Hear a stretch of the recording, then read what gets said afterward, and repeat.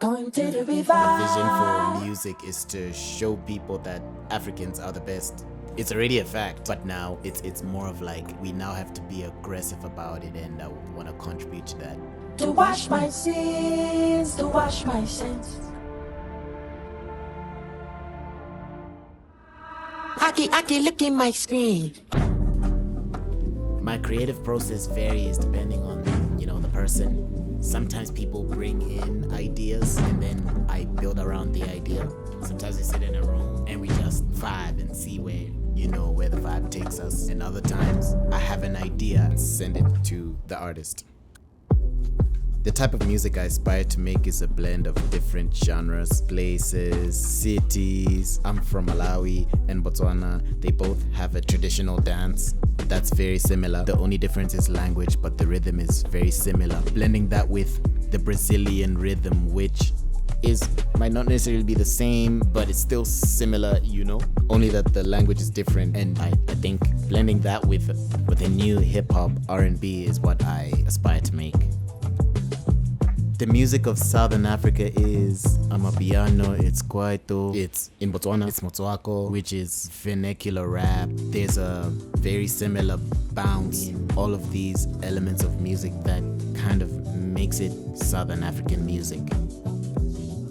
The state of music in Botswana it's growing slowly. The only thing is there's not really much of an infrastructure like other places in the world, like even just our next door neighbors in South Africa. There's record labels, there's people outside of creatives that are in the music business.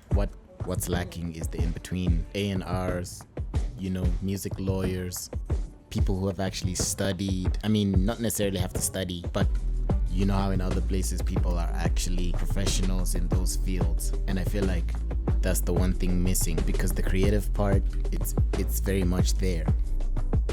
I think the state of African music is amazing, because the dream, you can see that it's possible. You can see it through Wizkid, you can see it through Amapiano legends like Kabza the Small and DJ Maporisa.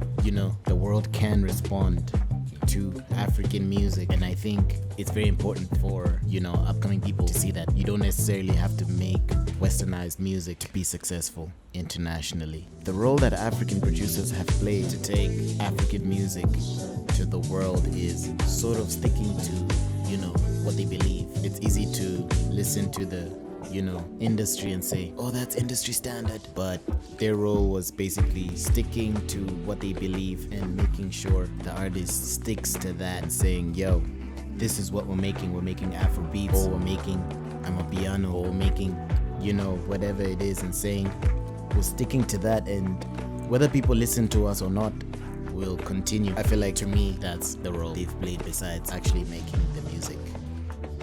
My advice for upcoming producers is to invest in equipment. When it comes to making music, you never want to rely on people. Not because people are unreliable, but because anything can happen and things can change. And certain things need to be in your control, like where you make your music.